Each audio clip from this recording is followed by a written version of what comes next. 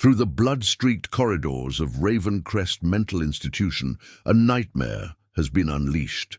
The most dangerous patient in the facility's history has vanished into the night, leaving behind 6 dead guards, each killed with military precision. They called him the Surgeon, a former Special Forces operator whose mind shattered after secret government experiments turned him into something beyond human. Now he's hunting the man he blames for his condition. Jake Morgan thought. He'd left the darkness of war behind. After 15 years as a Navy SEAL conducting missions that will never see official records, he sought peace on a remote Montana farm with his family. But tonight, as the surgeon stalks his property, Jake's about to discover that some threats can't be escaped. What's about to unfold isn't just a battle between 2 elite warriors. It's a collision between military precision and psychotic obsession, where the safety of Jake's family hangs in the balance. Before we jump back in, tell us where you're tuning in from. And if this story touches you, make sure you're subscribed, because tomorrow I've saved something extra special for you. The morning frost crunched under Jake Morgan's boots as he walked his property line. Dawn painted the Montana sky in shades of amber and crimson, casting long shadows across his 20 acres of farmland. His German shepherd Max trotted beside him, alert and watchful as always. At 45, Jake still moved with the fluid grace of a much younger man, his eyes constantly scanning his surroundings, old habits that had kept him alive through 15 years of special operations. Lisa Morgan watched her husband from the kitchen window, noting how he checked each security camera with practiced precision. She'd learned to live with his routines, understanding they were as much a part of him as his quiet strength and unwavering loyalty. The farm had been their fresh start, a chance for Jake to leave behind the classified missions and hidden scars that marked his service as a Navy SEAL. Their daughter Sarah's voice carried from upstairs, another typical morning argument about school and independence. At 16, she struggled to understand her father's protective nature, the strict rules about checking in, the insistence on self-defense classes. Lisa mediated these conflicts daily, balancing Jake's security concerns with Sarah's need for normal teenage life. "Dad's doing his perimeter check again," Sarah sighed, joining her mother at the window. "We're in the middle of nowhere, Montana. What does he think is going to happen?" Lisa studied her daughter's reflection in the glass. Sarah had Jake's sharp features and analytical mind, but none of his memories of what humans were capable of. "Your father's routines kept him alive in places we'll never read about in history books. Sometimes letting him check the cameras is easier than making him explain why he needs to." Outside, Jake paused at the eastern fence line, where his property met dense forest. Max's ears pricked forward, a low growl rumbling in his chest. Something felt wrong. The morning birds had gone silent, and there was a subtle disturbance in the underbrush, signs most would miss, but that Jake's training highlighted like neon warnings. He knelt, examining broken twigs and displaced leaves. Someone had passed. Through recently, their tracks partially concealed with professional skill. A civilian might have missed the signs completely. Jake wasn't a civilian. His phone buzzed, the local news alert he'd set up after yesterday's reports. "Breaking. Ravencrest Mental Institution confirms escape of high-risk patient. Residents in Montana's western counties advised to maintain vigilance. Patient considered extremely dangerous." Jake straightened, scanning the tree line with new intensity. Max's continued unease confirmed his suspicions. They weren't alone. Years of combat experience had taught him to trust his instincts, and right now, every instinct screamed that the danger was closer than anyone realized. Inside the house, Lisa was preparing for the weekly farmers' market she'd organized in town, her way of building community in their adopted home. She'd made the Morgan farm a hub of local activity, perhaps unconsciously trying to draw Jake out of the isolation his military service had ingrained. "Mom, "Can I take the truck into town after school?" Sarah asked, gathering her books. "Jessica, and I have that history project to work on. Check with your father," Lisa replied automatically, then caught herself. "Actually, maybe we should wait. There's been some news about—" The back door opened as Jake entered, his expression tight with controlled concern. "Sarah's not going anywhere today. Lisa, cancel the market. We need to talk." Sarah started to protest, but something in her father's stance silenced her. She'd seen this version of him before, not Dad, the overprotective parent, but Commander Morgan, the man whose decisions had once meant life or death for his team. "There's someone in our woods," Jake said quietly, his voice carrying the weight of certainty. "Someone with military training, trying not to be seen. And given the news about Ravencrest, I don't think that's a coincidence." The morning sun climbed higher, illuminating a family suddenly aware that their peaceful Montana refuge might not be as safe as they'd believed. Jake moved through the house, checking locks and sightlines with practiced efficiency, while Lisa and Sarah watched, beginning to understand that his security measures might have been preparation rather than paranoia. "I thought this was supposed to be our new beginning," Sarah whispered to her mother, "away from all that." Lisa pulled her daughter close, feeling the tremor she tried to hide. "Sometimes the past finds us, no matter how far we run. But your father spent his life preparing for moments like this. Trust him." Jake rejoined them, his phone displaying the full news report. "The escaped patient. They're calling him the surgeon. He's ex-military, special forces background." He hesitated, choosing his words carefully. "And the way those guards were killed. I've seen that technique before, in places I can't talk about." The Morgan farm had always been Jake's sanctuary, his attempt at a normal life after years in the shadows. Now, as his family huddled in their suddenly vulnerable kitchen, he realized that the skills he'd hoped to leave behind might be all that stood between his loved ones and a killer who moved with terrifying familiar precision.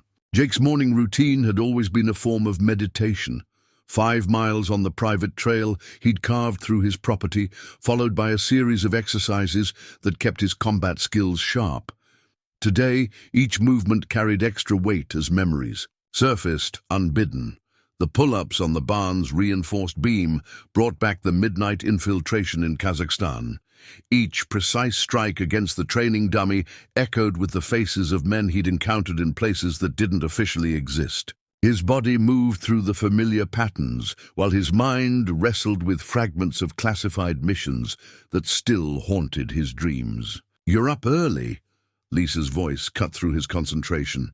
She stood in the barn doorway, 2 coffee cups in hand, her eyes noting the tension in his shoulders. "The nightmares came back, didn't they?" Jake accepted the coffee, buying time to find the right words. "Not nightmares, memories. That last mission, the one that made me leave. I think it's becoming relevant again."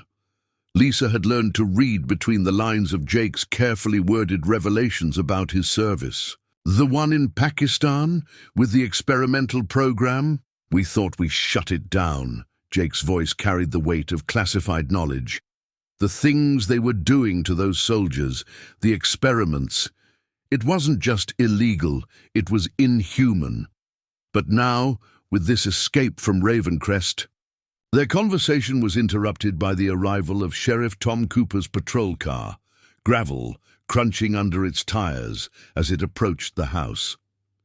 Sarah watched from her upstairs window as the sheriff emerged, his usual easy manner replaced by obvious concern. "Jake," Cooper called out, clutching a manila folder. "Got something you need to see? Maybe Lisa should hear this too." Inside the kitchen, Cooper spread photographs across the table. Crime scene shots from Ravencrest showed clinical precision in the guards' deaths. "This wasn't just a breakout," Cooper explained.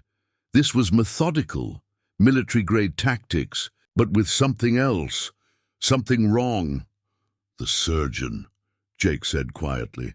"That's what they called him in the reports," Cooper nodded. Real names classified. Former Special Forces operator who underwent some kind of experimental treatment program. Been in Ravencrest for 5 years under heavy security. Until last night, Lisa watched her husband's face, seeing the moment when pieces started connecting. "Jake, what aren't you telling us? The program." Jake's voice was tight with controlled emotion. "My last mission wasn't just about shutting down illegal experiments. We were supposed to rescue the test subjects, soldiers who'd been turned into weapons, but something went wrong. There was a fire and we thought—" "You thought they all died," Cooper finished. "Except one survived, ended up in Ravencrest, and now he's out." Sarah appeared in the doorway, her teenage bravado stripped away by the tension in the room. "Dad, is this why you've been preparing us? Teaching me self-defense, Mom medical training? You knew something like this could happen?" Jake crossed to his daughter, his protective instincts warring with the need for honesty. "I've made enemies, Sarah. Men who blame me for their pain, their losses. I thought distance and time would keep us safe. I was wrong."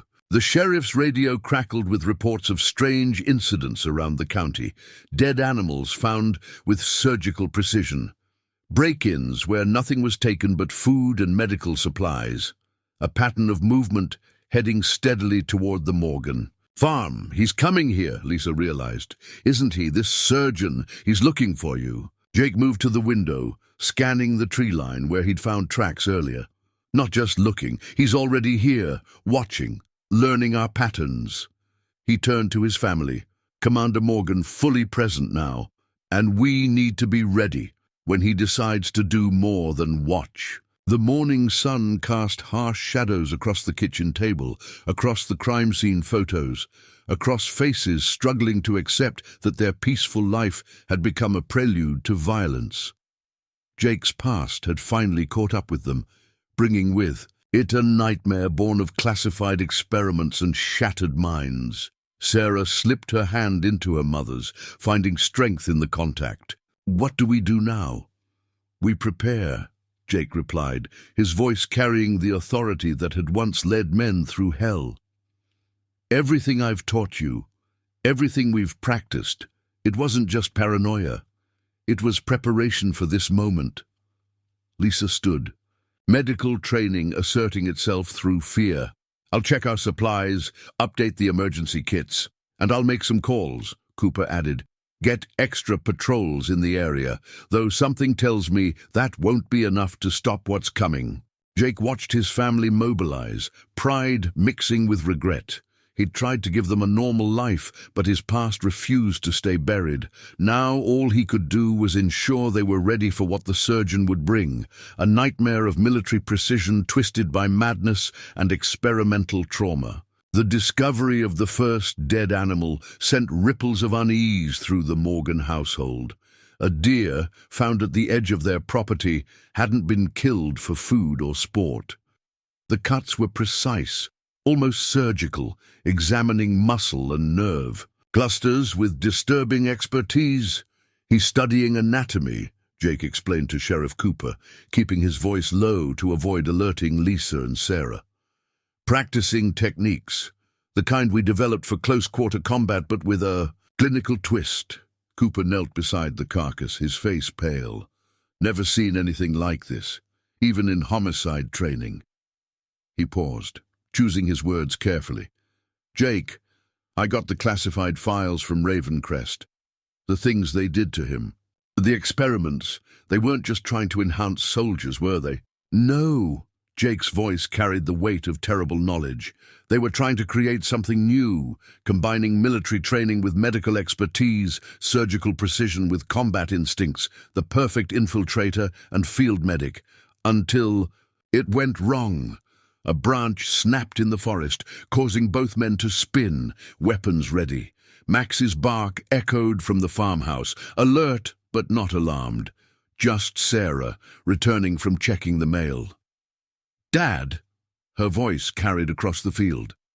"There's something weird here. A letter with no postmark." Jake's blood ran cold. "Sarah, don't open it. Put it down slowly." But she'd already broken the seal. Inside was a single sheet of medical paper covered in anatomically precise drawings of the human nervous system, scrawled across the bottom in surgical ink. "Remember, Pakistan, Commander, the bodies you left behind? Some of us survived the fire." Lisa emerged from the house, reading the tension in her husband's stance. "What is it? What's wrong?" "He's not just watching anymore," Jake said, taking the letter with a gloved hand.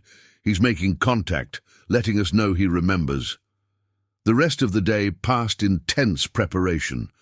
Jake walked Sarah through advanced security protocols while Lisa inventoried their medical supplies, her nursing training suddenly feeling inadequate against what they might face. "Your father's been teaching you self-defense since you could walk," Lisa reminded Sarah as they worked. "Now you know why." Sarah nodded, her teenage rebellion tempered by growing understanding. The gun safe in the barn, the medical training, the escape routes. This is what it was all for, isn't it? Evening brought new discoveries. Jake found military-grade surveillance equipment hidden in the trees, not planted to spy on them, but left deliberately for him to find. A message. "Your security is an illusion. He's playing with us," Cooper observed, bagging the equipment for evidence, using your own tactics against you. "Not playing," Jake corrected, studying the positioning, "teaching, showing us how vulnerable we are. This is personal for him." As darkness fell, the Morgan farm transformed. External lights illuminated every approach. Cameras monitored blind spots, and the family enacted security measures Jake had drilled into them for years. "Remember," he told them during a tense dinner, "he's not just military trained. The experiments changed him, enhanced his abilities but fractured his mind. Everything he knows about combat and anatomy is filtered through a psychotic lens." "The perfect predator," Cooper added grimly. "Military precision mixed with medical knowledge and complete mental instability. A sudden power fluctuation sent shadows dancing across the walls." Sarah grabbed her mother's hand while Jake moved to the window, watching the generator kick in automatically. "Not an accident," he said quietly. "He's testing our backup systems, learning our preparations." Lisa's medical training asserted itself through her fear. "The files," said the experiments enhanced his physical capabilities, increased healing, enhanced strength, accelerated neural responses, but they also amplified his psychological issues. "Creating someone who can move like a special forces operator, think like a surgeon, and act without any moral constraints," Jake confirmed. "And now he's here, using everything they put into him to come after us." The night deepened around the farm, turning familiar shadows into potential threats. Each sound carried new meaning. Each movement outside demanded attention. The surgeon was out there, watching, planning, waiting for his moment. Sarah's voice cut through the tension. "We're not running, are we? This is our home." Jake met his daughter's eyes, seeing strength there that made his chest tighten with pride. "No, we're not running. But tomorrow, we start training differently. Everything I know, everything I can teach you about staying alive, you need to learn it now." Cooper left near midnight, promising to station deputies nearby. But everyone knew local law enforcement was no match for what was coming. "Get some sleep," Jake told his family. "Tomorrow we start preparing for war." The farm settled into an uneasy quiet, broken only by Max's occasional alert barks and the subtle sounds of Jake checking security systems. Somewhere in the darkness, a predator with military training and surgical precision watched, planned, and waited for the perfect moment to strike. The security camera feed flickered in Jake's study at 2:47 a.m., drawing his attention from the classified files Cooper had brought. A shadow moved at the edge of the frame, too deliberate to be wildlife, too skilled to be a random intruder. Max raised his head from his position by Jake's feet, a low growl rumbling in his chest. Through the window, moonlight cast long shadows across the farm, turning familiar landmarks into potential cover points for an approaching enemy. Jake's phone vibrated silently. A motion sensor triggered on the north perimeter. He pulled up the thermal imaging app he'd installed months ago, seeing what he'd feared. A human heat signature moving with military precision through his defensive perimeter. "Lisa," he called softly into his radio headset, knowing his wife would be monitoring the emergency channel from their bedroom. "Status check." "All secure up here," she whispered back. "Sarah's asleep. What did you find?" "We have company. Stay locked down. Execute Protocol 3 if you hear anything unusual." Jake moved to his gun safe, selecting weapons with practiced efficiency. The weight of his tactical vest felt familiar, like greeting an old friend he'd hoped never to need again. The intruder was good. Better than good. He moved between camera blind spots, using techniques Jake recognized from his own training. But he was also leaving deliberate traces. A military-grade tactical knife embedded in a tree, positioned exactly where Jake would find it. A medical bag containing surgical tools left conspicuously by the barn. "Calling cards," Jake muttered, examining the knife without touching it. The blade was inscribed with a unit number he knew too well. The same classified program he'd helped shut down in Pakistan. His radio crackled. "Jake!" Lisa's voice carried controlled fear. "Someone's uploading something to our home network. Images." Jake rushed to his computer, seeing files appearing on their shared drive. Photographs from Pakistan, classified. Mission documents and something worse. Surveillance photos of Sarah at school, Lisa at the market, their entire family going about daily life over the past week. "I found you, Commander." The words appeared in their family chat app, followed by a series of surgical diagrams showing precise dissection techniques. "Remember how they screamed in the lab, how they begged as we enhanced them? You left us to burn. Now it's your turn to learn about pain." A crash from the kitchen shattered the night's tension. Jake moved silently through his home, years of combat training guiding each step. The kitchen window was intact, but a metal sphere had been thrown through the dog door, a device Jake recognized from his special operations days. "Flash bang!" he shouted into his radio. "Eyes closed, ears covered!" The device detonated, but Jake had already moved, knowing this was just the opening gambit. Through the disorientation, he caught movement, a figure in tactical gear vaulting through the window with inhuman grace.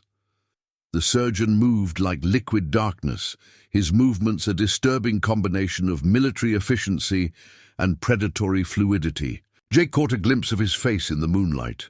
Surgical scars traced patterns across his skin, and his eyes held the unnatural focus of someone enhanced beyond human limits. "Welcome home, Commander." The surgeon's voice was clinically precise, like a doctor discussing a procedure. "Shall we begin your family's examination?" Jake engaged without hesitation, knowing every second bought time for Lisa to get Sarah to the panic room. The fight was brutal and brief, both men moving with expertise born from the same training, but the surgeon's enhanced abilities gave him an edge. A knife slash came within millimeters of Jake's carotid artery, precise enough to demonstrate the attacker's intimate knowledge of human anatomy. "Fascinating," the surgeon commented, moving like a cobra. "Your cardiovascular response is remarkable. This will make the procedure so much more interesting." Lisa's voice came through Jake's earpiece, barely a whisper. "We're secure. Sarah's safe." The knowledge freed Jake to move more aggressively, but the surgeon had already disengaged, melting back through the window. "Just a preliminary consultation, Commander." His voice drifted from the darkness. "Now I know your baseline responses. Next time, we'll begin the real procedure." Sheriff Cooper's deputies found nothing in their search of the property, just the knife, medical bag, and spent flashbang, all deliberately left as messages. The surgeon had announced his presence, demonstrated his capabilities, and vanished like smoke. "He could have pushed harder," Jake told Cooper as dawn approached. This was just a test, probing our defenses, gauging our responses. Treating us like specimens, Lisa added, her nurse's training helping her understand the horrifying implications. He's not just going to attack us, he's going to study us while he does it. Sarah emerged from the panic room as the sun rose, her face showing a new understanding of their situation. All those drills, the security protocols, this is what you were preparing us for, wasn't it, Dad? Jake pulled his daughter close, feeling her tremble despite her brave face. Yes, and now we need to prepare even harder, because he'll be back, and next time won't be just a test. The morning light revealed new security cameras shattered, defensive positions compromised, and a message carved into their barn door with surgical precision. The procedure has been scheduled. Your families. Transformation begins soon. 3 days of silence had stretched the Morgan family's nerves to breaking point. Jake maintained constant vigilance, knowing the surgeon's psychological warfare was as calculated as his physical attacks. Sarah jumped at every sound, while Lisa threw herself into fortifying their medical supplies, preparing for wounds she hoped never to treat. The attack came at midnight, during the darkest phase of the moon. Their first warning was Max's sudden silence, the dog's regular patrol barks cutting off mid-sound. Jake was moving before Lisa could radio him, finding Max unconscious but alive, precisely drugged with veterinary tranquilizers. "He's inside," Jake's whisper carried through their radio network. "Full lockdown. Execute Emergency Protocol Alpha." But the surgeon had anticipated their responses. The power died simultaneously across the property, including their backup generator. In the sudden darkness, they heard something impossible, movement inside their walls. The crawl spaces, Jake realized with dawning horror. He's been mapping them for days. Sarah's scream cut through the darkness, followed by the sound of splintering wood. The surgeon had breached her bedroom wall, bypassing all their security. Jake sprinted upstairs, hearing Lisa already responding from the master bedroom. "Hello, little one." The surgeon's voice carried a doctor's false gentleness. "Shall we begin your examination?" Jake burst through the door to find a nightmare. The surgeon, wearing modified tactical gear festooned with medical implements, had Sarah cornered. His night vision goggles reflected green light, and surgical tools glinted in his hands. "Right on time, Commander," he said, tilting his head with mechanical precision. "Your reaction speed remains exceptional. Now watch as I demonstrate proper surgical technique on your daughter."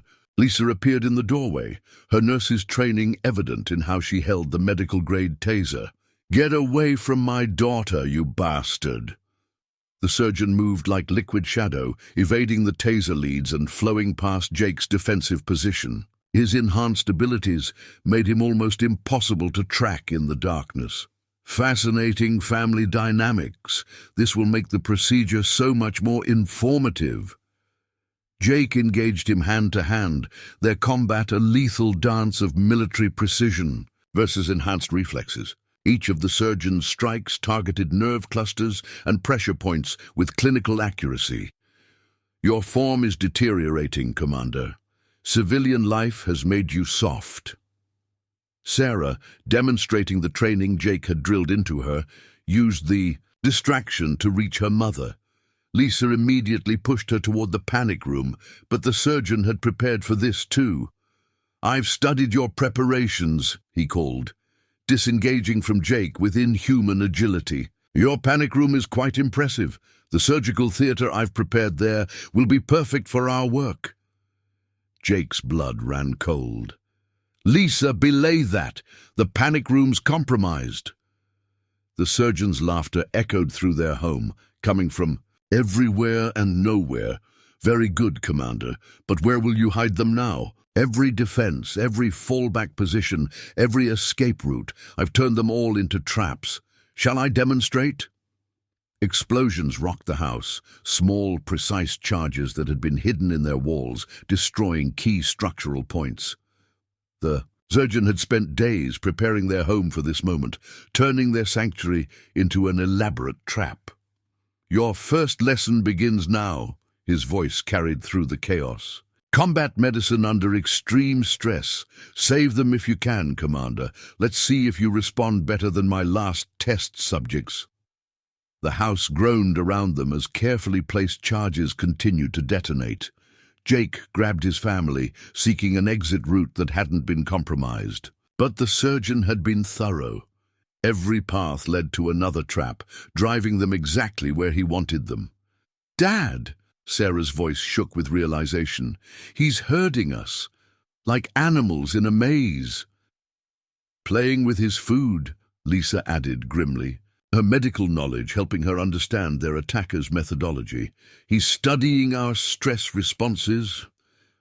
Jake made a quick decision. "We do the unexpected. Everyone in the master bathroom. Now." The surgeon's voice carried amusement. "Fascinating choice, Commander. But I've already prepared that room for our procedure." "No," Jake replied, smashing through the bathroom's false wall to reveal the emergency shaft he'd installed years ago. "You prepared what you found, but you never found everything." They escaped into the shaft as the surgeon's laughter followed them. "Excellent improvisation. This is why I chose your family, Commander. You make the experiment so much more interesting." Later, huddled in one of Jake's hidden bunkers half a mile from their compromised home, they heard emergency vehicles responding to the chaos. The surgeon had vanished again, leaving behind a house rigged with surgical precision to drive them wherever he wished. "He'll be back," Sarah whispered, her innocence stripped away by the night's events. "Won't he?" Jake checked his few remaining weapons, knowing the surgeon had found and sabotaged most of their caches. "Yes, but now we know what we're dealing with, and next time we'll be ready." "Ready for what?" Lisa asked, treating a cut on Sarah's arm with supplies from her emergency kit. "He's not just trying to kill us, he's turning our lives into some kind of deranged experiment." "Then we change the parameters," Jake replied, his mind already formulating plans. "If he wants to run experiments, fine. But from now on, we're not his test subjects, we're the control group." The night grew darker around their shelter as the Morgan family absorbed their new reality. Their home was compromised, their defenses turned against them, and a methodical psychopath was treating them like specimens in a deranged study. But they were together. They were alive, and they were done being victims. The surgeon had made a critical mistake. He'd revealed too much of his methodology. Now it was time for the Morgan family to show him why some experiments yield unexpected results. Dawn found the Morgan family converting Sheriff Cooper's hunting cabin into a defensive position. Jake worked with mechanical precision, his mind cataloging every approach, every vulnerability, every potential advantage the remote location offered. "Dr. Catherine Chen is here," Cooper announced, leading a petite woman in a crisp suit into the cabin. "She ran the psychiatric unit at Ravencrest. Thinks she can help us understand what we're dealing with." Dr. Chen's eyes swept the room, taking in Jake's military-grade equipment and Lisa's medical supplies. "The surgeon was my patient for 5 years, though patient isn't quite the right word. He was a subject, part of a classified program studying enhanced human capabilities." "Project Scalpel," Jake said grimly. "I saw the results firsthand. What they did to those soldiers." "Yes, I've read your mission report." Dr. Chen pulled out a tablet. "You were the one who shut down the Pakistan facility. But you never knew the full scope of the program, did you? The psychological conditioning, the neural enhancements, the way we rebuilt them from the inside out." Sarah watched from the corner where she was organizing emergency supplies. "You helped create him? Turn him into this?" "I was young, ambitious." Dr. Chen's voice carried regret. "They promised medical breakthroughs, ways to enhance human healing, improve surgical precision, create perfect combat medics. Instead, we created monsters." Lisa's medical training kicked in. The surgical obsession, the methodical violence. It's not just psychological damage, is it? It's programmed behavior. Precisely, Dr. Chen nodded. We encoded medical knowledge directly into their neural pathways, merged surgical precision with combat reflexes. The surgeon was our most successful subject. His mind processed human anatomy like a computer, seeing people as biological machines, to be optimized or dismantled. Jake checked the ammunition in his modified rifle. You're not just here to provide background. What aren't you telling us? He's dying, Dr. Chen revealed. The enhancements are breaking down without regular treatments. His body is rejecting the changes. That's why he's here, not just for revenge, but because he needs your family. Needs us? Sarah's voice shook. For what? Subjects, Dr. Chen explained. Fresh specimens to study, to experiment on. He's trying to understand his own deterioration. Oh, through you. And Commander Morgan's unique physiological responses make your family ideal test subjects. Cooper swore softly. So he's not just hunting them. He's preparing to use them as human guinea pigs. Jake's military training kicked into overdrive, mind racing through implications and strategies. Lisa, modify the medical supplies. Everything has to be secured, logged. He'll try to use our own equipment against us. Sarah, help your mother. Catalog everything that could be turned into a weapon. There's more, Dr. Chen added. In Ravencrest, he became obsessed with your mission reports. He believes you hold the key to stabilizing his condition. The experiments he's planning for your family, they're not just about revenge, they're about survival. The day passed in a blur of preparation. Jake transformed Cooper's cabin into a fortress, using techniques he'd learned in urban warfare, but never thought to need in civilian life. Lisa converted the kitchen into a medical station, while Sarah demonstrated an unexpected talent for improvising defensive measures. Your daughter adapts quickly, Dr. Chen observed, watching Sarah rig early warning systems. Like father, like daughter.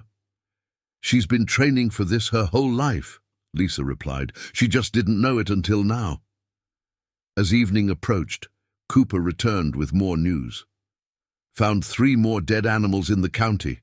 Same surgical precision, but something's different. The cuts are getting erratic, less controlled. His deterioration is accelerating, Dr. Chen confirmed, which makes him more dangerous. Desperation will override his methodical nature. The experiments he has planned for your family will become more aggressive, more immediate. Jake gathered them for a final briefing as darkness fell. We've been reactive, playing his game. That ends now. He thinks we're specimens, subjects for his deranged research. Time to show him what happens when the experiments fight back. How do we fight someone who can turn our own bodies against us? Sarah asked, her voice stronger now, fear turning to determination. By using his programming against him, Jake revealed. Everything they put into him, the surgical precision, the medical obsession, the methodical planning, it all follows. Patterns we can predict and exploit. Dr. Chen nodded appreciatively. You're going to turn his psychological conditioning into a weapon against him. Clever. More than that, Lisa added, understanding dawning. We're going to make him so focused on studying us that he misses what we're really doing. The cabin settled into watchful silence as night crept in. They'd transformed it into a hardened position, but everyone knew the surgeon would find them eventually. The question wasn't if he would attack, but when. Rest in shifts, Jake ordered. Tomorrow we start pushing back. The surgeon wants to run experiments? Fine. But he's about to learn that sometimes test subjects don't behave as expected. Outside, a cold Montana wind carried the promise of approaching winter. Somewhere in the darkness, a predator with surgical precision and deteriorating sanity prepared his own plans. The next phase of his experiment was about to begin, but this time his subjects were ready to change the parameters of his study. Dr. Chen's warning proved prophetic. The surgeon's first psychological attack came through their own security system, hijacked cameras displaying live feeds from Sarah's empty high school and Lisa's abandoned hospital wing. The message was clear: nowhere was safe. "He's degrading faster than I expected," Dr. Chen observed, studying the erratic camera movements. "See how the focus keeps shifting? His surgical precision is failing. These aren't calculated surveillance positions. They're obsessive, scattered." Jake watched the feeds, his tactical mind noting patterns others missed. He's not just watching. He's studying camera angles, calculating trajectories. Every image is a potential surgical approach.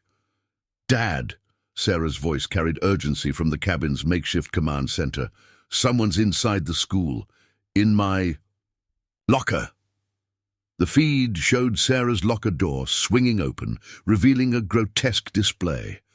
Her textbooks had been precisely dissected, pages folded into origami representations of human organs. A note written in surgical ink read, "Your education begins soon. First lesson, advanced anatomy." Lisa's hospital wing feed showed similar desecration. Surgical instruments arranged in elaborate patterns, medical diagrams annotated with disturbing precision, and another note. "Remember your oath, Nurse Morgan. First, do no harm. Let's test those limits." "He's everywhere," Sarah whispered. But Jake heard new steel in her voice. "How do we fight someone who can reach us anywhere?" "We don't," Jake replied, a plan forming. "We make him come to us." "Dr. Chen, you said his conditioning includes certain triggers, compulsions he can't ignore." The psychiatrist nodded slowly. "Yes, the program hardwired specific responses. Medical anomalies, surgical challenges, anything that triggers his need to optimize human specimens. Then let's give him something he can't resist." Jake turned to his family. "Time to set our own trap." Over the next hours, they executed a carefully choreographed plan. Lisa accessed hospital records, creating false entries about unique medical conditions. Sarah and her friend Jessica, coordinating through carefully monitored channels, spread rumors through social media about experimental treatments at the cabin. "Plant the bait," Jake instructed, "but make it subtle. He'll see through anything too obvious." Dr. Chen helped craft the medical details, ensuring they would trigger the surgeon's programmed obsessions. His deterioration makes him desperate for research subjects. These records suggest a family with exactly the genetic markers he's seeking. The surgeon's response came at midnight, a system-wide intrusion that probed their electronic defenses. But Jake had prepared for this, allowing their attacker to find exactly what they wanted him to see. "He's accessing the false medical records," Sarah reported, monitoring network traffic, cross-referencing them with genetic databases. "Now, watch," Dr. Chen said softly. "This is where his conditioning takes over." The surveillance feeds suddenly shifted, focusing with renewed precision on the cabin. The surgeon's scattered attention crystallized around their location, his obsession with their supposed medical anomalies overriding his tactical caution. "It's working," Lisa observed. "The hunter is becoming the hunted." A new message appeared. On their screens, the typing erratic but the surgical terminology precise. "Fascinating specimens. Your genetic markers suggest compatibility with the enhancement protocols. Preparation for the procedure must begin immediately." "He's not just watching anymore," Jake noted. "He's planning active intervention. Time for Phase 2. They began, leaving subtle clues about non-existent medical equipment in the cabin, suggesting resources the surgeon desperately needed. Each piece of information was calculated to draw him closer, play to his deteriorating mind's obsessions. Sarah proved unexpectedly skilled at psychological warfare. "If he sees us as specimens," she reasoned, "let's be the most interesting specimens possible." The night deepened as they layered their trap with medical and tactical precision. The Surgeon was watching, studying, planning, exactly as they intended. His surveillance became more focused, more aggressive, but also more predictable. There, Jake pointed to a pattern in the camera movements. He's establishing surgical sightlines, mapping approaches, standard infiltration doctrine, but filtered. Through his medical obsession, Dr. Chen studied the pattern. The programming is taking over. He can't help himself. Once he identifies potential research subjects, the protocols require him to act. How long? Lisa asked, preparing their own medical countermeasures. Soon, Dr. Chen replied. His deterioration makes him unstable, but the programming is absolute. He has to collect his specimens, has to continue his research. Jake checked his weapons one final time. Then we're ready. Everyone knows their roles. When he comes, and he will come, we show him what happens when the experiments bite back. Outside, snow began falling, covering the Montana landscape in white silence. Somewhere in that silence, a predator with failing surgical precision and desperate need prepared to collect his specimens. But this time, the specimens were ready. The surgeon had spent days turning their lives into a methodical experiment. Now it was time for the test subjects to change the parameters of his study permanently. The first sign that their trap was working came when the surgeon breached their outer perimeter, not with his usual surgical precision, but with desperate, almost frenzied movements. The cabin's hidden cameras caught him examining their planted medical supplies, his hands shaking as he studied the labels. His deterioration is accelerating, Dr. Chen observed through their secure video link from the sheriff's station. The tremors, the erratic movements, he's losing the enhanced control they programmed into him. Jake watched the feeds with tactical focus. He's getting sloppy, trading precision for speed.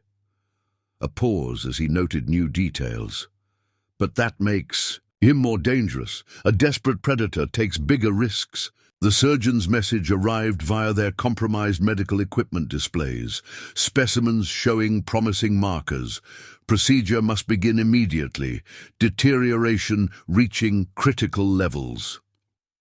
The typing's getting worse, Sarah noted, studying the erratic text. Less clinical, more unstable.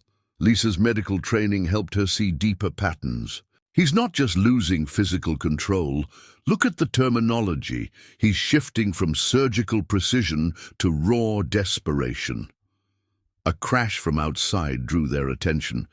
The surgeon had knocked over a rack of medical supplies, his enhanced muscles fighting against failing control. They watched through cameras as he meticulously reset each item, compelled by programming he couldn't ignore. Now, Jake commanded softly. Sarah, initiate Protocol 7. Sarah activated their prepared response, a catalogue of false medical readings, broadcasting from the cabin's equipment, blood types that matched enhancement protocols, genetic markers suggesting compatibility with the surgeon's deteriorating condition, everything designed to trigger his obsessive need to collect specimens. The effect was immediate. The surgeon's movements became more focused, his military training warring with medical compulsions. They watched him systematically testing their defenses, but his tactics were compromised by the need to preserve his specimens for study. Attention. Research subjects, his message blared through hijacked speakers. Your genetic profiles indicate optimal compatibility. Resistance will damage valuable tissue. Prepare for specimen collection. He's losing the ability to maintain his cover story, Dr. Chen analyzed. The programming is taking over completely. Combat protocols mixing with medical imperatives in dangerous ways. The surgeon's next move proved her right. He launched a frontal assault on the cabin's medical wing, military tactics distorted by surgical obsession. Every breach attempt focused on preserving the specimens he desperately needed. Hold positions, Jake ordered as his family manned their defensive posts. Let him think he's herding us exactly where he wants us. The attack was unlike anything they'd faced. military precision degraded by medical fixation. The surgeon deployed flashbangs with surgical accuracy, but kept stopping to check equipment readings. His enhanced strength ripped through barriers while his trembling hands carefully preserved medical supplies. Specimens must be collected intact. His voice carried through the chaos, clinical tone cracking with desperation. Procedure requires optimal tissue samples. Sarah, monitoring their sensor grid, caught the pattern first. Dad, he's not just attacking, he's cataloging us. Every movement is designed to test our responses, measure our capabilities. Now he can't stop experimenting, Lisa added, understanding dawning. Every attack is part of his research protocol. Jake watched the surgeon's erratic advance through their defensive layers. Then let's give him data he can't resist. Sarah, initiate the medical emergencies we prepared. Lisa, begin broadcasting the treatment protocols. Make him think his attack is causing exactly the responses he needs to study. Their counterattack was psychological rather than physical. False medical readings suggested specimen stress responses. Prepared blood samples indicated genetic markers becoming active under pressure. Everything designed to feed the surgeon's desperate need for research data. Focus fracturing, Dr. Chen reported, monitoring his reactions. The conflict between combat protocols and medical programming is reaching critical levels. The surgeon's next message confirmed her assessment. Specimens showing unprecedented adaptation. Must collect, must study, must. Deterioration accelerating. Need specimens. Maintain protocol integrity. He's breaking, Sarah whispered, hearing the humanity crack through the clinical facade. The real person under the programming is scared, Lisa finished. Desperate. Dying. Jake checked his weapon, knowing they'd pushed their adversary to the breaking point. Remember, when he makes his final push, he'll be at his most dangerous. A lifetime of military training mixed with surgical knowledge and absolute desperation. Outside, the surgeon's movements became increasingly erratic. One moment executing perfect tactical maneuvers, the next stopping to obsessively organize medical supplies. The programming that made him deadly was finally turning against itself. Attention specimens, his voice carried raw need beneath the clinical tone. You will submit to collection. The procedure must, please, maintain protocol. The cabin's defenses creaked under renewed assault as the surgeon's desperate need drove him forward. But now, each attack revealed weakness. Each movement showed degrading control. The perfect weapon was breaking down, and the man trapped inside that weapon was finally showing through. Jake gathered his family for one final briefing. Everything we've done has led to this. We've pushed him to the edge, forced his programming to fight itself. Now we end this, not just for us, but for everyone they turned into weapons. The Montana night closed in around them as they prepared for the final confrontation. Their trap was set, their strategy in place. Now they would learn if they'd successfully turned the surgeon's programming against itself, or if they'd only made him more dangerous in his desperation. The storm hit just before midnight, cutting off the cabin's last connections to the outside world. Snow drove in horizontal sheets, reducing visibility to near zero and turning the Montana wilderness into a white void. Inside, the Morgan family watched their security feeds dissolve into static. He planned this, Jake realized, recognizing military weather tactics, used the forecast to isolate us. Dr. Chen's final transmission crackled through their failing comm system. His last blood work showed complete cellular breakdown. The enhancements are failing catastrophically. Whatever he's planning, it has to be tonight. The line went dead, leaving them alone with the howling wind and the knowledge that somewhere out there, a desperate predator was making his final move. "Multiple breaches!" Sarah called from her monitoring station. "He's testing every entry point simultaneously." The attacks came with frightening precision, despite the surgeon's deteriorating condition. Each probe was calculated to test their responses, gather data even while seeking weakness. Medical equipment readings flashed warnings as their attackers. Enhanced systems began to fail. Commencing final specimen collection, the surgeon's voice cut through their emergency frequencies, clinical tone cracking with desperation. Subject response protocols will be maintain experimental parameters. Lisa, monitoring their medical defenses, caught the pattern first. The cellular breakdown is affecting his brain chemistry. The programming is fragmenting, but that's making him more unpredictable. They watched through failing cameras as the surgeon moved through the storm like a ghost, his movements a terrifying blend of military efficiency and medical obsession. Every approach was planned to preserve his specimens, even as his own body betrayed him. The cabin's compromise, Jake started to say, but the power died before he could finish. Emergency lights cast red shadows as backup systems engaged. Sarah's voice carried forced calm.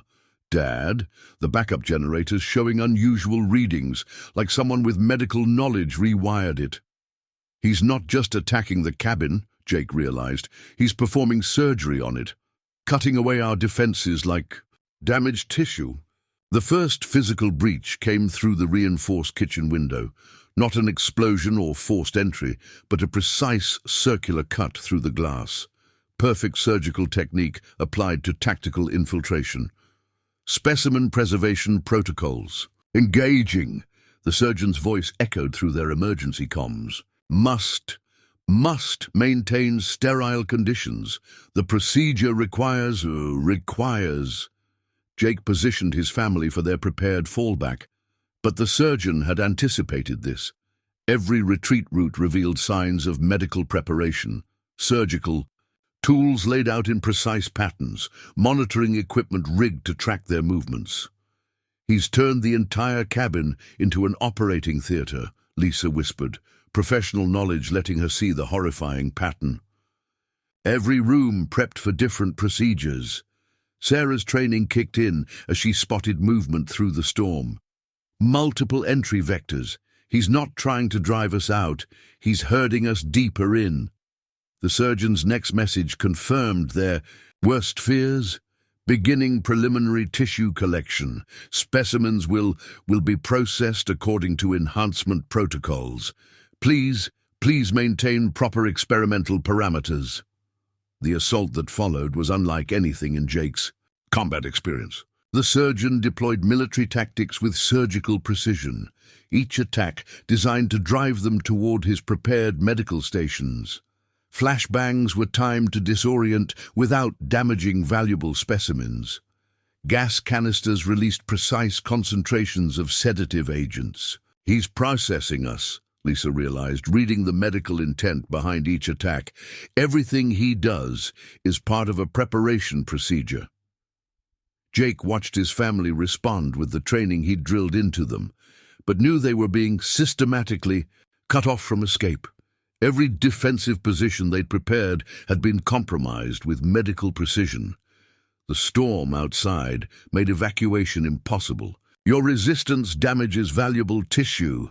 The surgeon's voice carried raw need beneath the clinical tone.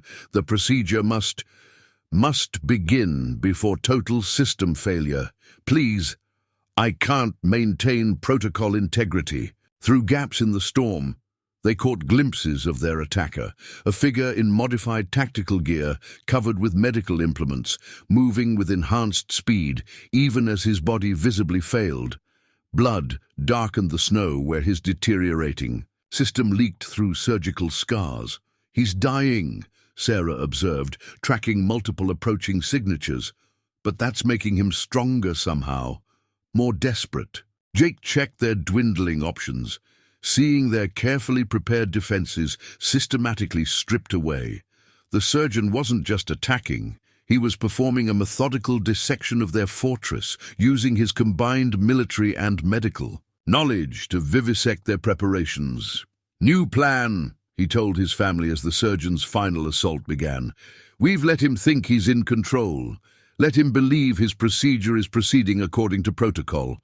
Now we show him what happens. When the specimens fight back, the storm raged outside as the Morgan family prepared for their last stand. They'd been driven into their own fortress, cut off from help, surrounded by a killer whose desperate need for specimens had turned their home into a waiting operating theater. But the surgeon, in his deteriorating state, had made a crucial mistake. He'd forgotten that specimens can learn, can adapt, can turn the experiment against the one conducting it, and the Morgan family had learned far more than he realized. The first direct assault came through walls. The surgeon had systematically weakened, turning structural supports into surgical incision points. He breached 3 rooms simultaneously, flooding the cabin with precisely calculated sedative gas. "Mixtures. Masks on!" Jake commanded, noting how even the surgeon's chemical warfare reflected his medical obsession. The gas concentrations were measured for specimen preservation rather than maximum effectiveness. Sarah, manning their emergency ventilation controls, spotted the pattern in his attack.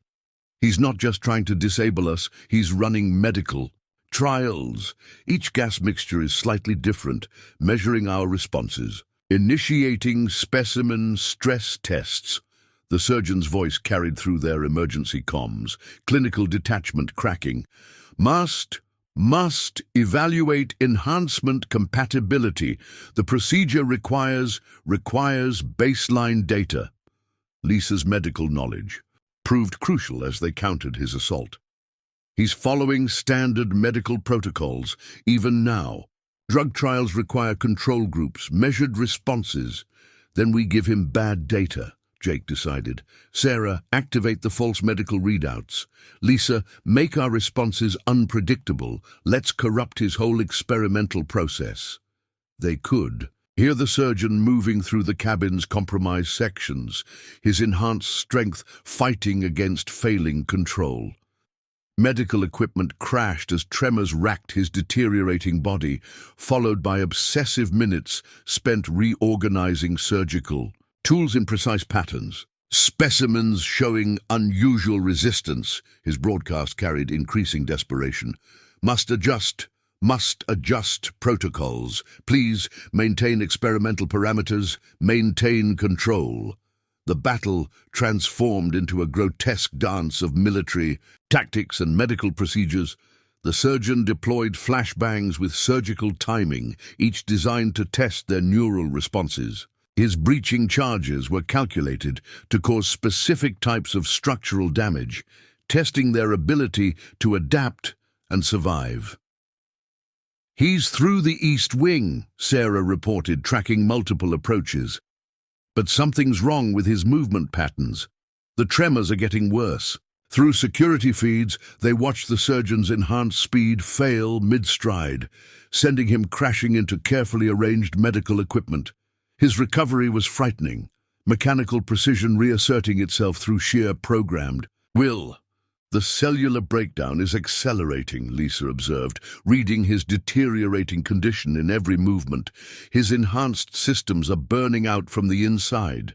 Jake caught glimpses of their attacker through the chaos, surgical scars, seeping blood, enhanced muscles spasming beneath tactical gear. The perfect weapon was destroying itself, making its last desperate attempt to collect the specimens it needed for survival.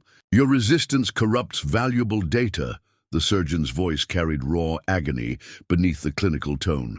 Please comply with collection protocols. The procedure must continue." Sarah's position was breached next.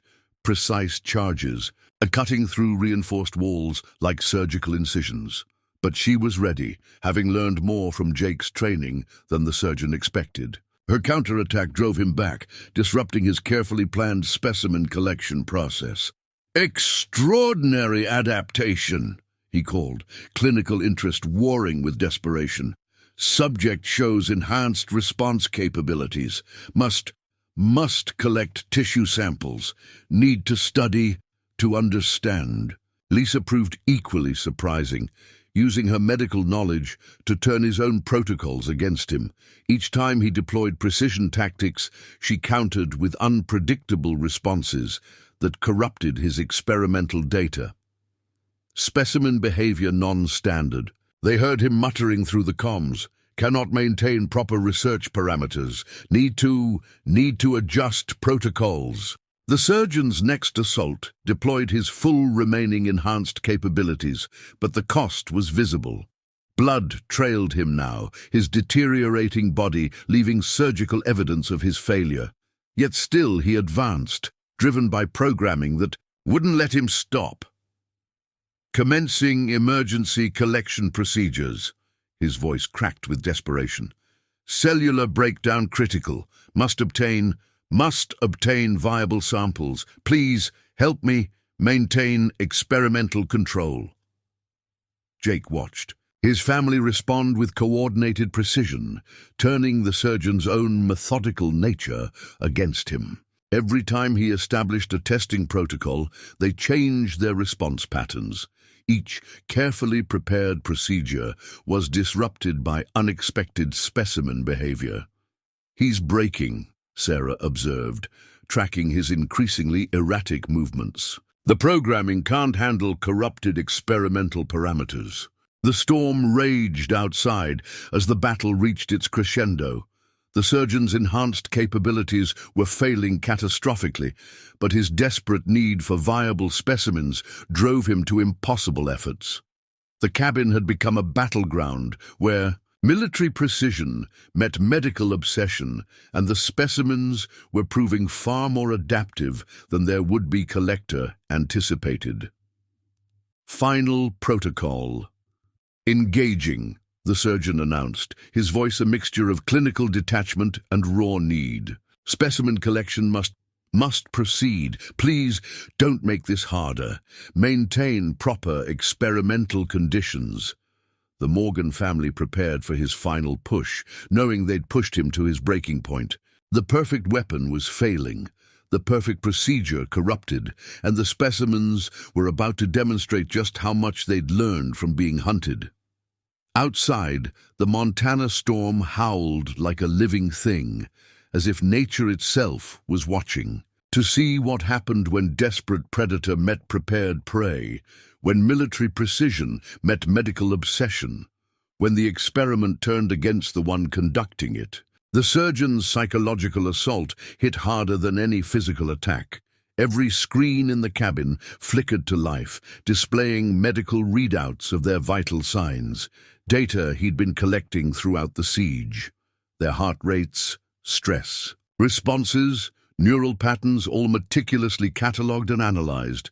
Observe your own deterioration. His voice carried clinical fascination warring with desperation. Each specimen showing unique adaptation patterns.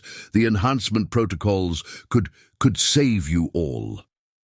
Sarah watched her own medical data scroll past, understanding dawning.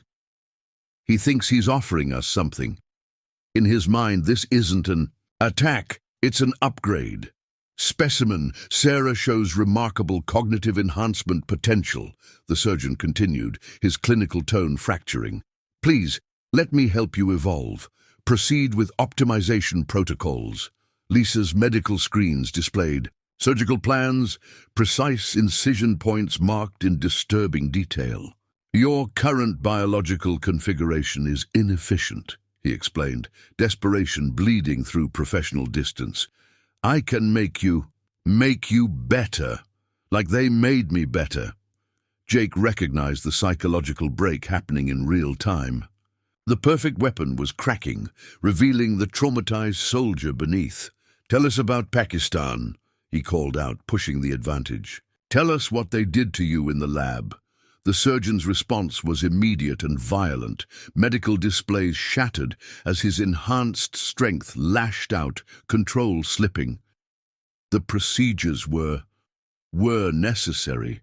They made us stronger, faster, made us maintain experimental parameters. Through gaps in the chaos, they caught glimpses of their attacker's deteriorating condition.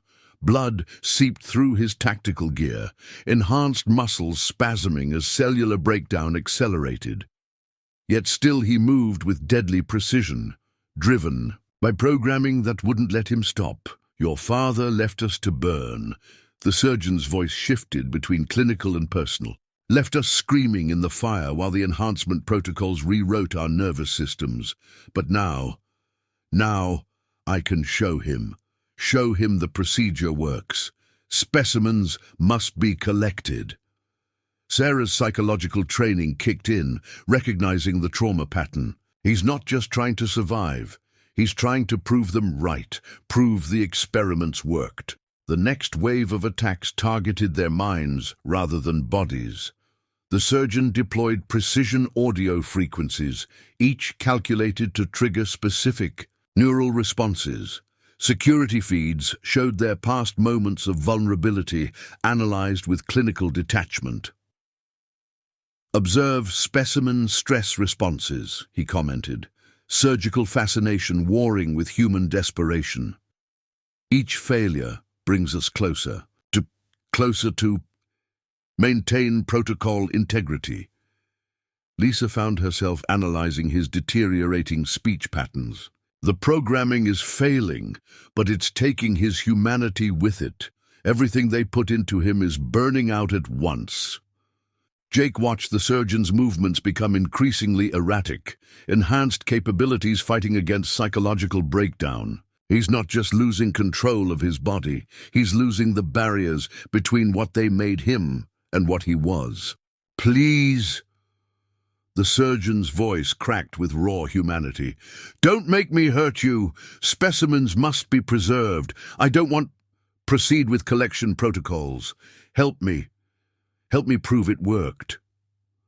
The psychological battle reached fever pitch as the surgeon deployed his final weapons, truth and desperation. Security screens showed classified footage from the Pakistan facility, revealing the full horror of what had been done to him and others. "They said we'd be perfect." His voice carried the weight of shattered humanity. Perfect soldiers, perfect medics, perfect weapons. Enhancement, protocols, successful. But it hurts so much. Maintain experimental parameters.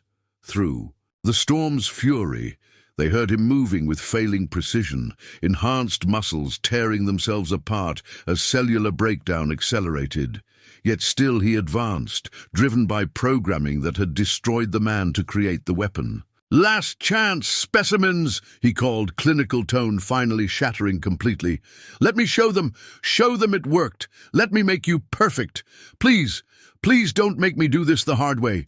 Proceed with final collection protocol." The Morgan family prepared for his final assault, knowing they'd pushed him past his psychological breaking point. The perfect weapon was failing, the perfect procedure corrupted, and the man trapped inside that weapon was finally breaking free, in the most dangerous way possible.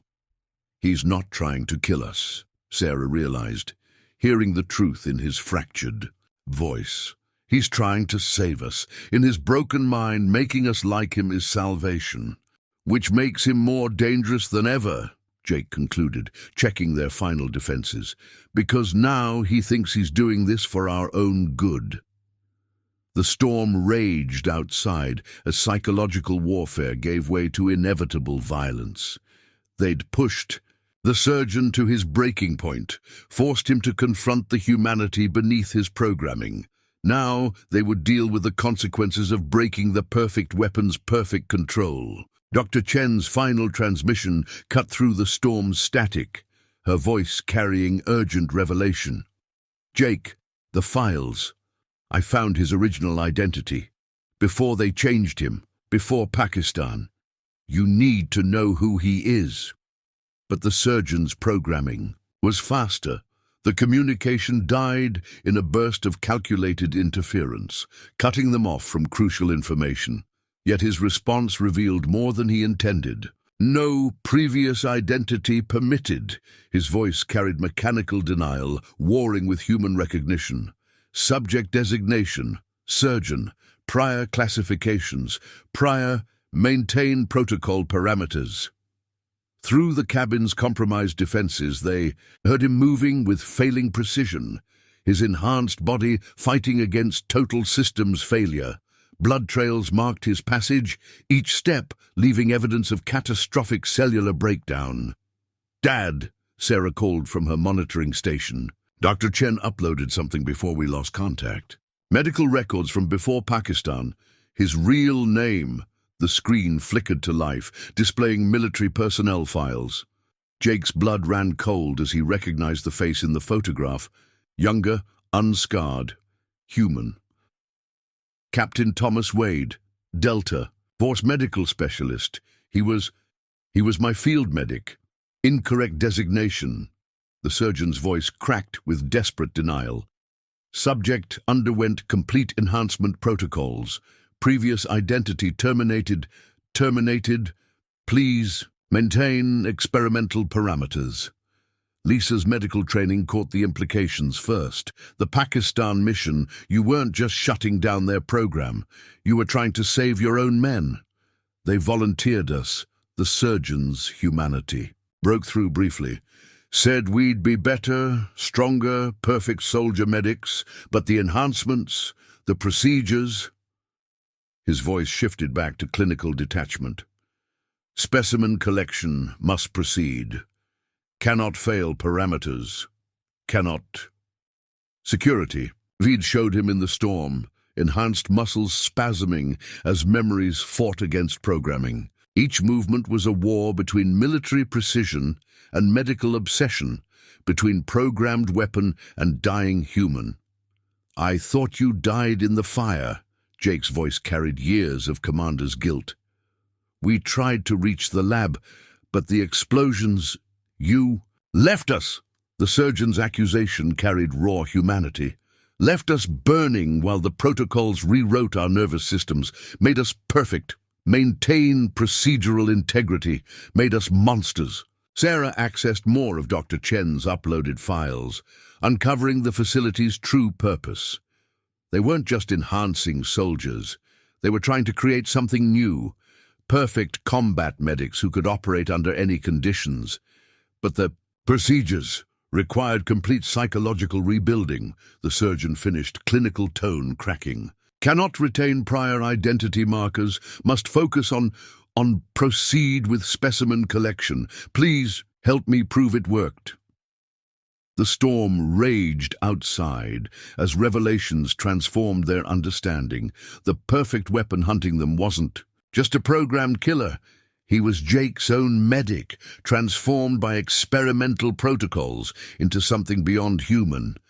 Tom, Jake tried reaching the man behind the programming. What they did to you, to all of you, I never knew. We thought it was just a technical advisory mission. Incorrect designation. The surgeon's response was immediate but weaker. Subject has no previous, Tom? Jake, it hurts. Maintain protocol integrity.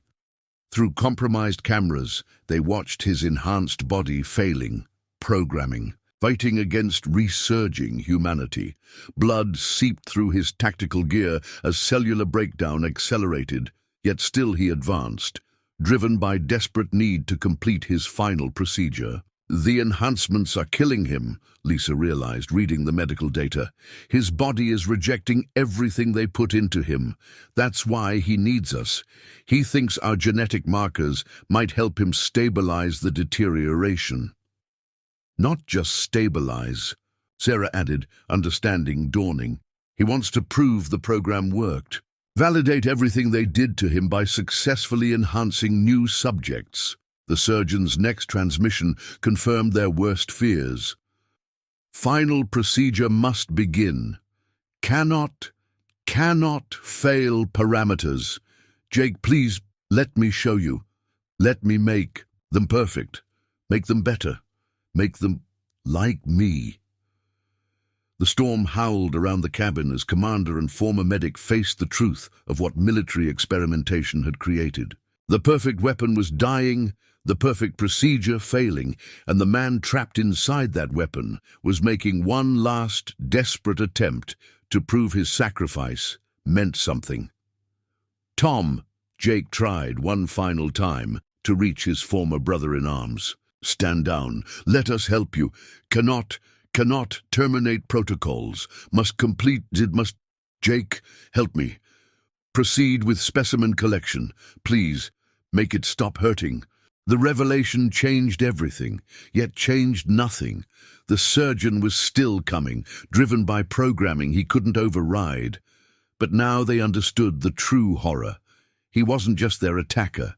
He was a victim of the same military machine. They'd all served, transformed into something that was neither fully weapon nor fully human, and he was running out of time. Dr. Chen's terrified voice cut through their emergency frequencies. Jake, he found me. He's here at the station. Oh, God, the things he's saying about Ravencrest, about what they're still doing. The transmission cut off in a burst of static. Through their failing security feeds, they caught glimpses of the surgeon moving with renewed purpose, dragging the struggling psychiatrist through the storm. Secure Primary Research Authority. His clinical tone carried through the chaos. Must verify procedural legitimacy. The doctor will confirm enhancement protocols. He's not just taking her, Sarah realized, watching the tactical precision of his movements. He's completing his mission parameters. She's part of the original program. The surgeon's next transmission confirmed their fears. Dr. Chen will oversee final specimen processing. Her expertise in enhancement protocols is maintain experimental integrity, essential to project continuation. You're still running the program, aren't you? Jake called out, understanding dawning. Ravencrest wasn't a prison, it was a research facility, still experimenting, still trying to perfect the procedure. The program never ended. Dr. Chen's voice shook with guilt and fear. They just moved it, privatized it. Military precision, combined with medical expertise. Do you know how much private military contractors would pay for perfect soldier medics? Through cameras barely functioning in the storm, they watched the surgeon secure his former handler in their compromised medical wing. His movements were deteriorating, but his surgical precision remained intact as he prepared medical equipment. With obsessive care, the doctor will assist in final protocols, he announced, clinical detachment cracking. Her expertise in neural enhancement is, please, make the pain stop. Proceed with specimen processing. You used him, Jake, accused, watching Dr. Chen's reaction. Kept experimenting even while he was supposedly under psychiatric care. How many others? You don't understand, she pleaded. The breakthrough was too valuable to lose. His enhanced healing, his perfect surgical precision. We had to continue the research. Had to perfect it. The surgeon's programming responded to her familiar authority even as his body failed. Confirming procedural parameters, Doctor. Specimens show optimal compatibility markers. We can make them perfect. Show them all it worked. Tom, Jake tried reaching his former medic again. Listen to what she's saying. They never stopped experimenting on you. Never stopped trying to optimize their weapon. The surgeon's response carried confused agony. Must maintain protocols. Doctor knows best. She makes the pain stop, makes us better, makes us... Tom, Jake, help me. Proceed with enhancement procedures. Sarah's monitoring caught new warning signs. Dad, his vital signs are crashing. Whatever they did to him, it's reaching critical failure. Cellular breakdown accelerating beyond predicted parameters, Dr. Chen analyzed with disturbing professional interest. The final phase is beginning. If we don't get viable specimens now, all this research will be lost. Research? Lisa's medical training fueled her disgust. You turned a good man into a weapon, kept experimenting on him even while pretending to treat him, and you're still thinking about your research. The surgeon's movements became increasingly erratic as programming fought against revelation. Each attack showed perfect tactical precision, corrupted by tremors and system failures. Yet still he advanced, driven by protocols he couldn't override and pain he couldn't escape. The doctor will oversee final procedures, he announced. though his clinical tone carried growing uncertainty. Her expertise in enhancement protocols is... What did you do to me? Maintain experimental parameters. Please, make it stop. Through the storm's fury, they watched the true horror of military experimentation unfolding.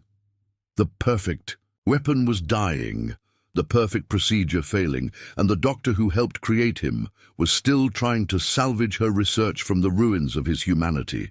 Secondary protocols engaging, the surgeon reported, though his voice cracked with growing awareness. Specimen collection must proceed, but the pain... Doctor, you said the pain would stop. Maintain procedural integrity. The Morgan... A family watched this new dynamic transform their desperate situation. The surgeon wasn't just a weapon hunting specimens. He was a victim of ongoing experimentation, trapped between programming he couldn't escape and a handler who saw him as nothing more than valuable research data.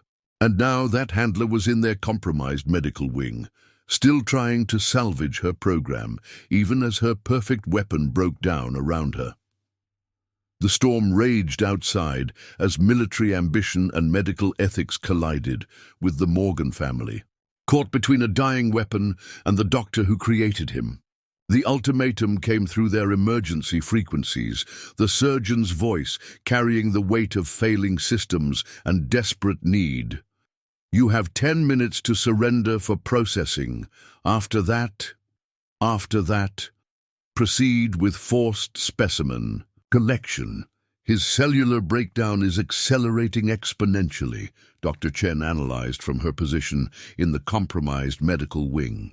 The enhanced systems are consuming themselves, without new genetic material to stabilize the process. You mean without new victims to experiment on? Sarah corrected, monitoring the surgeon's deteriorating vital signs through their sensors. Blood trails marked his movements now, enhanced muscles tearing themselves apart with each action. Maintaining operational parameters, he reported, though his clinical tone carried growing agony. 9 minutes to specimen compliance. Please don't make this harder. Proceed with collection protocols. Jake watched through failing security feeds as his former medic moved with desperate precision. Each approach was perfectly planned, but increasingly erratic. Military training fighting against systemic failure. Tom, he tried, reaching the man behind the weapon again. Look at what she's doing. Still taking notes, still treating you like a research subject even while you're dying. The surgeon's response carried confused recognition, warring with programmed loyalty. The doctor knows best. She makes us perfect, makes us maintain experimental integrity, 8 minutes to compliance. He's not just giving us a deadline, Lisa realized, her medical training catching the pattern. He's counting down his own remaining operational time. After that, total systems failure, Dr. Chen confirmed with disturbing professional interest. Unless we can harvest compatible genetic material for stabilization, the research implications alone. Research. The surgeon's voice cracked with momentary clarity. Is that all I am? All we were? Just proceed with specimen processing. 7 minutes remaining. Sarah's monitoring equipment caught new warning signs. Dad, his neural patterns are destabilizing. The programming is breaking down faster than his enhanced systems. Through gaps in the storm, they watched the surgeon, fighting his own deteriorating body. Each movement was a war between perfect precision and catastrophic failure. Yet still he advanced, driven by protocols he couldn't override and pain he couldn't escape. 6 minutes to procedure initiation, he announced, though uncertainty bled through his clinical tone. Specimens will submit for processing. Please, Jake, help me maintain protocol integrity. You're killing him, Jake accused Dr. Chen. You knew the enhancements were unstable, knew what would happen, but you kept pushing, kept experimenting. We were so close to perfection. she defended, professional mask cracking. His combat efficiency combined with surgical precision. Do you know what that's worth? 5 more minutes, the surgeon reported mechanically. Final warning before... Tom, what did they do to me? Proceed with collection sequence. The Morgan family used these precious minutes to make final preparations, knowing the surgeon's deterioration made him more dangerous, not less. Programming and desperation would drive him to complete his mission, no matter the cost to his failing body. 4 minutes. His countdown continued, each number carrying more pain and less clinical precision. Doctor, the pain. You said it would stop. Maintain experimental parameters. The enhanced healing factor is consuming his original tissue. Dr. Chen observed, still taking notes even as her perfect weapon broke down. Fascinating how the systems cascade into total failure. 3 minutes to forced collection, the surgeon announced, though his voice carried growing awareness of betrayal. The doctor will, what did you make me? Proceed with final protocols. Through their compromised defenses, they heard him making final preparations. Each movement was precisely planned, but increasingly desperate. Military efficiency, corrupted by medical obsession and systemic breakdown.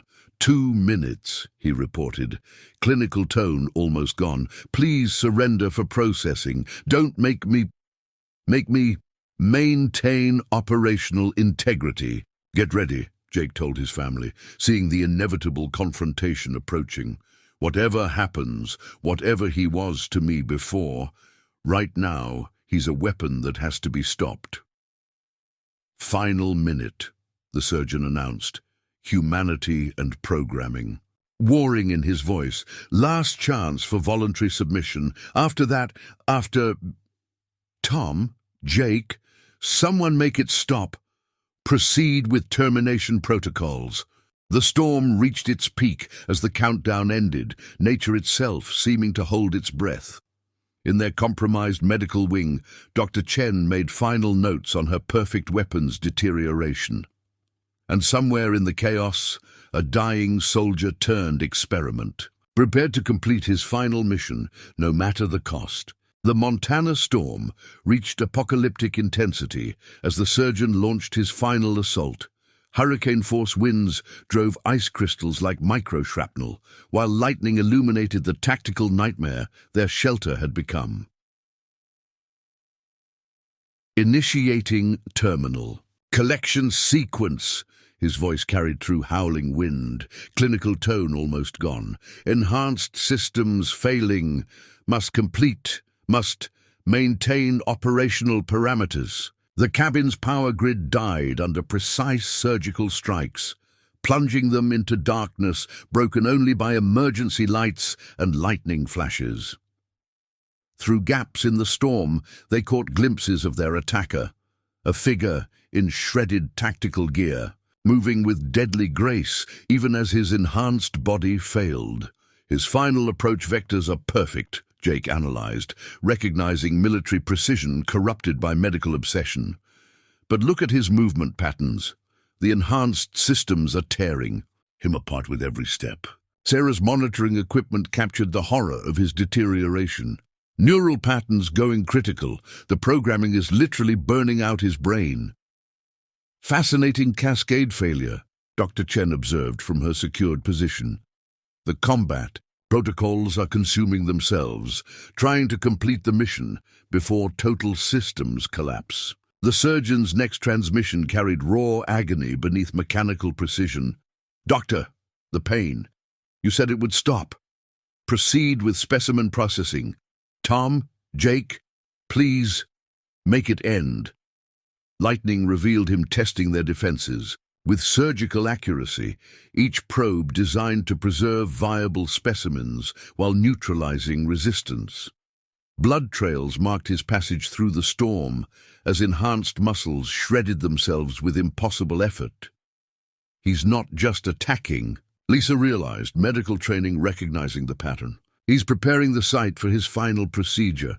Everything he does follows surgical protocols, even now. They watched him transform their compromised shelter into a makeshift operating theater, each room prepared with methodical precision despite his failing control. Medical equipment was arranged with obsessive care, even as tremors shook his enhanced frame. "Maintaining procedural integrity," he reported, though his voice cracked with growing awareness. "Must complete mission, must prove it works. Commence final specimen collection." The storm's fury matched his desperate assault. Wind-driven ice crystals scoured their defenses like a surgeon's scalpel, while lightning illuminated the tactical chess game playing out in their shelter. Each thunder crash covered the surgeon's precise breaching charges, turning nature itself into a weapon. "Multiple breach points," Sarah called out, tracking his approach through failing sensors. "He's using the storm to mask his movements." "Not masking," Jake corrected grimly. "Incorporating it into his tactics. The storm becomes part of the procedure." Dr. Chen's clinical interest never wavered as she observed her creation's final operation. Even now, the programming adapts, integrates every variable into mission parameters, perfect synthesis of combat and medical protocols. The surgeon's humanity broke through briefly as another system's cascade ripped through his enhanced body. "Jake, what they made me, what I became. Proceed with collection sequence. Please help me finish it. Total cellular breakdown in under 10 minutes. Dr. Chen announced with disturbing professional detachment. "If we don't obtain viable specimens before his enhanced systems fail completely—" "We're not your test subjects," Sarah's voice carried. "New steel. And he's not your experiment anymore." Lightning revealed the surgeon's final preparations, medical equipment arranged with surgical precision, tactical gear positioned for maximum efficiency, everything ready for his terminal procedure. Blood darkened the snow where his failing body leaked through combat armor, yet still he advanced, driven by programming that wouldn't let him stop. "Commencing terminal protocol," he announced, though his clinical tone carried desperate need. "Specimens will be... Tom? What did they make me? Maintain operational parameters." The storm reached its crescendo as nature and warfare collided.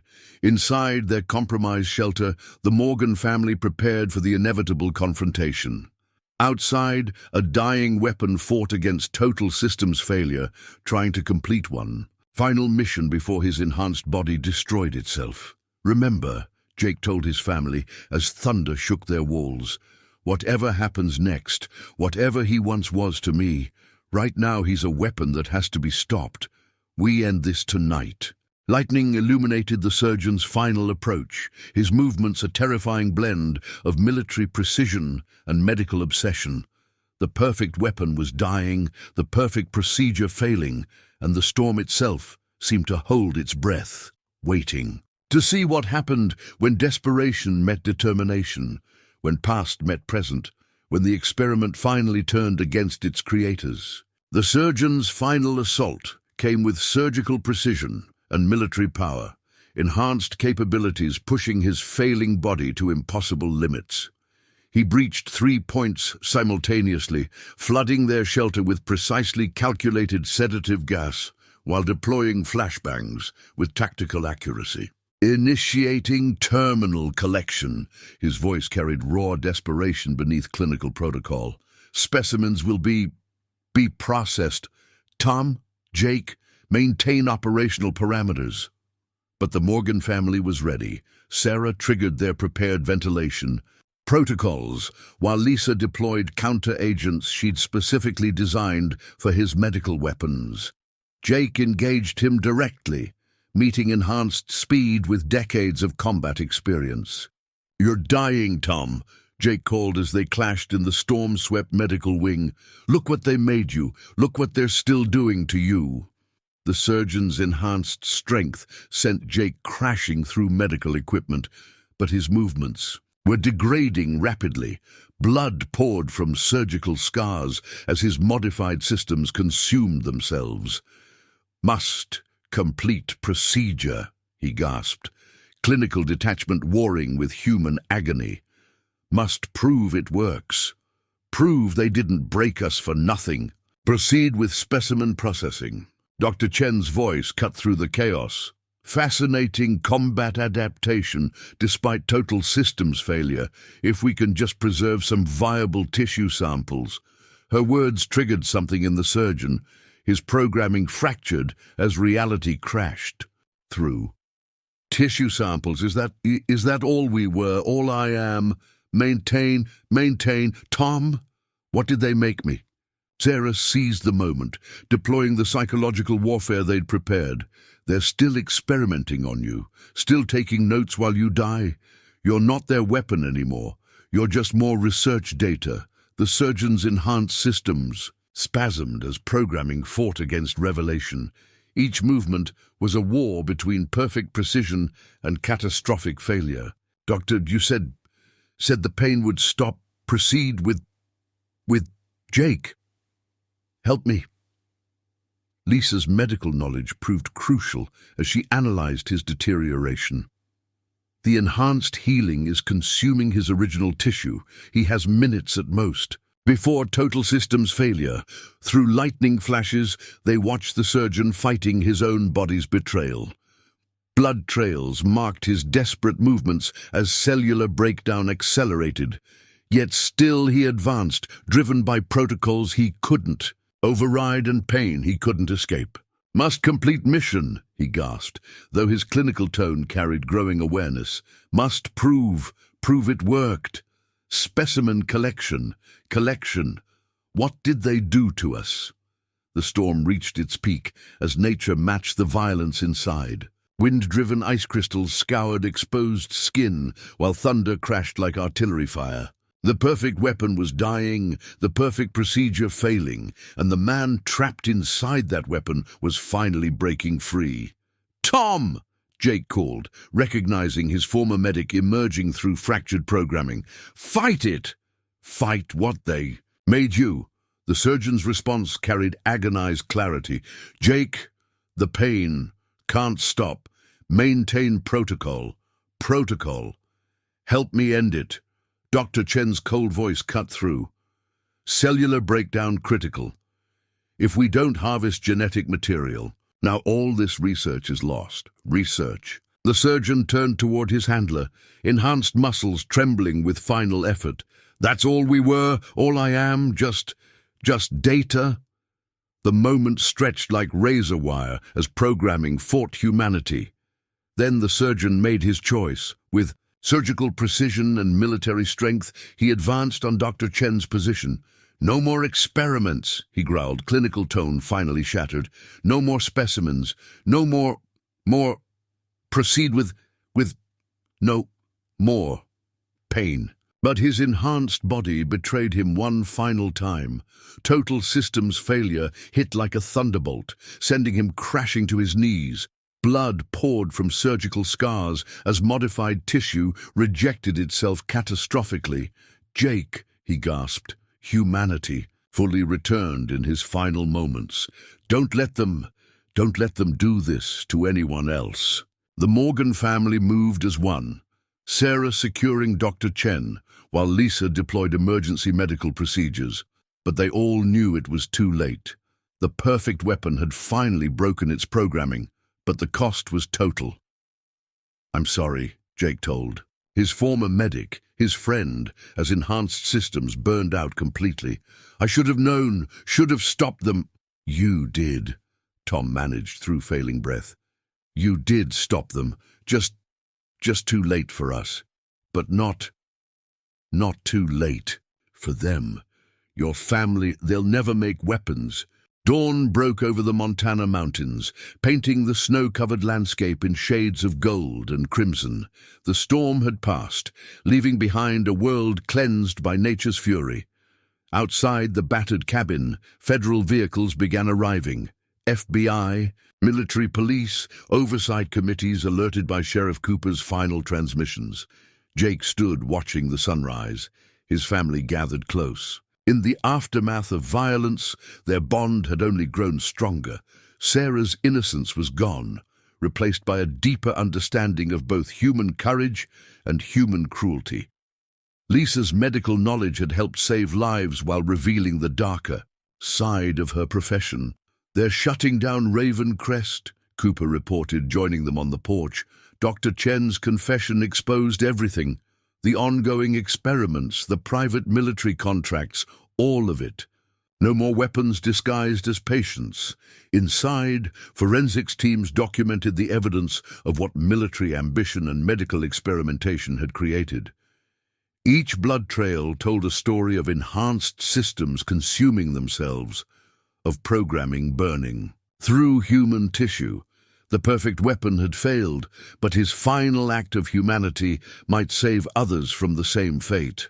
"Captain Thomas Wade," Jake said quietly, looking at the official military photo Cooper had brought.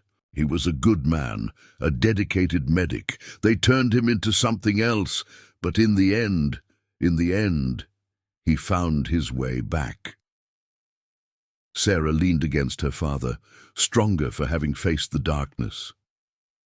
He chose to be human again, even knowing it would kill him, chose to protect us instead of completing his mission. "That's what they never understood," Lisa added, her medical insight tempered by new wisdom.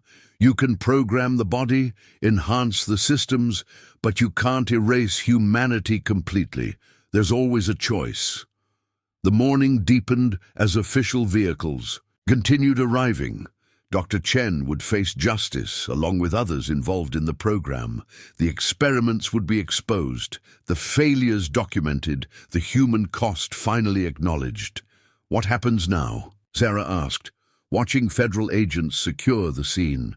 Jake pulled his family closer, feeling the weight of survival and responsibility. "We heal, we remember, and we make sure no one ever forgets what happened when they tried to turn a good man into a perfect weapon." The Montana sun climbed higher, casting long shadows across blood-stained snow. Nature would reclaim the battlefield, covering the scars of combat with fresh white powder. But the Morgan family would carry the lessons learned on this long night, about courage, about humanity, about the strength found in choosing to remain human in the face of programmed violence.